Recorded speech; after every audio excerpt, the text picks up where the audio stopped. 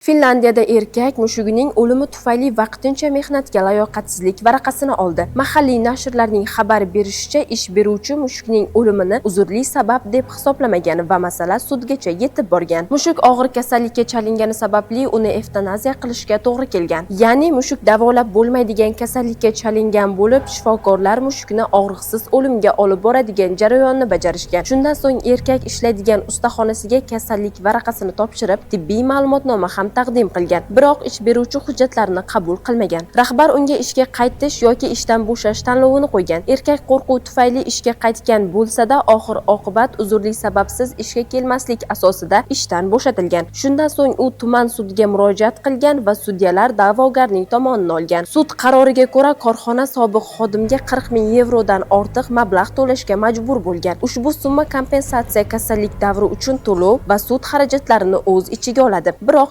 erkakning o'zi bu mablag'lardan foydalana olmagan. U sud qarori e'lon qilinishidan avval vafot etgan. Natijada sud 40 ming yevroni meros tarkibiga kiritish to'g'risida qaror chiqargan.